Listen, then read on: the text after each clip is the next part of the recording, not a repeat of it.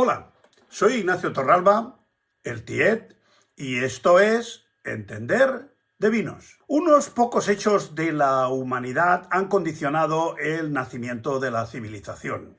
Quizá la escritura, el vino, la rueda. Es posible que esos tres elementos sean, desde luego, muy importantes. En cuanto al vino, ha sido su reto constante de saber hasta dónde puede producir la viña y hasta cuándo se puede conservar el vino. No hay ningún producto agrícola que tenga tanto significado como el vino, que trasciende el consumo local hasta los mercados más distantes en larguísimos viajes que comprometían la conservación del vino. Los romanos, que enseñaron el cultivo de la viña allá por donde iban, esparcieron la viña por todo el mundo y luego se dedicaron a repatriar los mejores vinos para el consumo de sus élites, lo cual creaba numerosos problemas como el envasado, el transporte, la conservación y sobre todo ello la constante climática. El factor climático en el que influyen la iluminación y la temperatura, independientemente de microclima, supone en latitud una mejor maduración al sur, en el hemisferio norte, y una maduración difícil al norte. En el sur se pueden obtener vinos de 17 y más grados, mientras que en el norte les cuesta sobrepasar los 9 o 10 grados de alcohol. Para la supervivencia del vino influyen varios factores, como el grado alcohólico, el pH y el RH. Este último concepto del RH es menos conocido. Vamos a definir estos tres parámetros, aunque sea de una forma muy somera. Evidentemente, el grado alcohólico viene condicionado por la maduración y los azúcares de la uva, que el enólogo puede manejar eligiendo más o menos grado alcohólico a costa de menos o más dulzor. El pH es el índice de acidez. El pH oscila de 0 a 14 y el punto neutro es 7, que sería el agua. De 7 a 0 es acidez. Cuanto más bajo, más ácido. Y de 7 a 14 es alcalinidad. Para hacernos una idea, el zumo de limón puede tener un pH de aproximadamente 3 y el pH de la lejía, que son aproximadamente 13. Está en la línea alta. Todos los vinos tienen acidez, pero sus valores oscilan normalmente entre un pH de 3 y 4. En el vino, un pH de 3 es bastante ácido y un pH de 4 es un vino soso. Los vinos, cuanto más bajo sea su pH, son más ácidos y más fáciles de conservar. El ácido es un factor de conservación y de supervivencia fundamental para los vinos, pero son menos gratos a la hora de la cata. La pulpa de la uva tiene un pH aproximadamente de 3,2 y el ollejo tiene bastante menos acidez, 3,9 aproximadamente. Por esta razón, si elaboramos un rosado que supone prescindir parcialmente de los ollejos, el vino tendrá un pH aproximadamente de 3,3. También por eso los blancos suelen ser más ácidos que los tintos, precisamente porque están menos tiempo en contacto con los ollejos. Pero si elaboramos un tinto que supone extraer todos los componentes del ollejo, el pH será de aproximadamente un 3,8. A lo largo de la vida del vino, el pH varía poco. Tras la fermentación puede tener un pH de 3,4 y después de terminar la maloláctica subir a 3,55.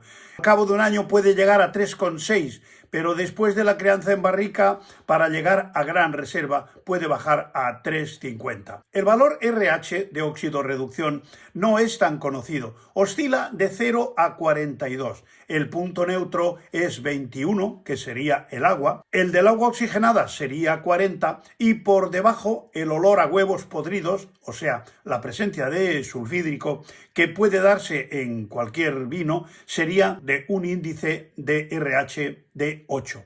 Los vinos pueden oscilar entre 8 y 21, pero los que consumimos habitualmente están entre 14 y 19.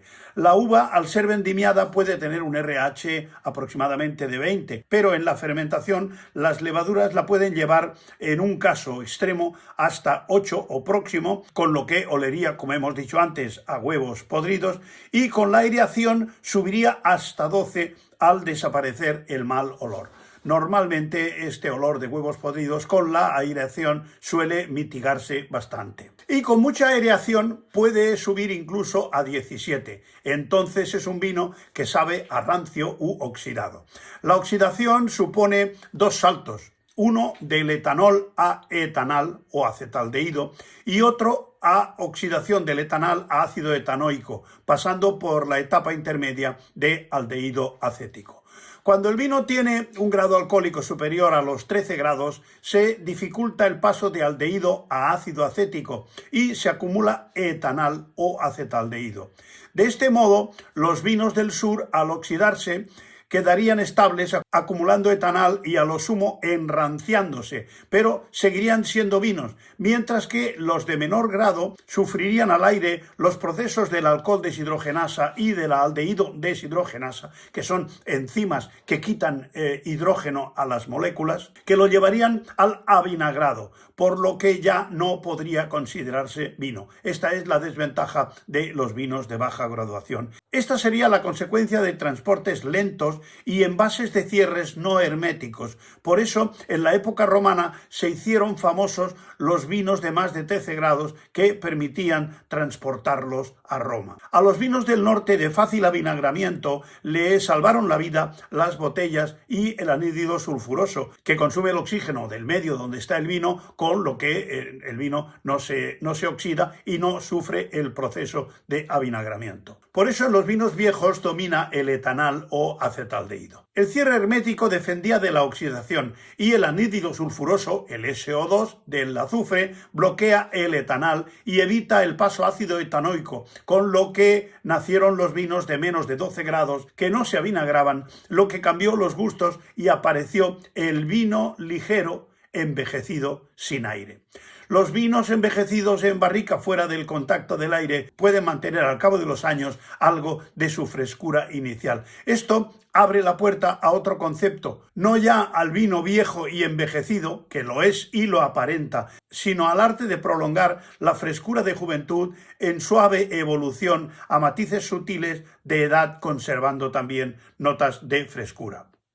El catador se encuentra en la necesidad de diferenciar entre vinos viejos envejecidos y decrépitos y aquellos otros de juventud prolongada en armonía con la madurez. Si la enología ha perseguido el control de la fermentación, la crianza y el envejecimiento de los vinos es el control y el dominio de la polimerización de la materia fenólica o colorante. La técnica de la crianza es la asociación de técnicas de síntesis, extracción y enriquecimiento de la materia polifenólica. O sea que aquí aparecen los tres conceptos de viticultura, que sintetiza polifenoles, la fermentación y maceración, que los extrae, y la crianza, que los fija por polimerización.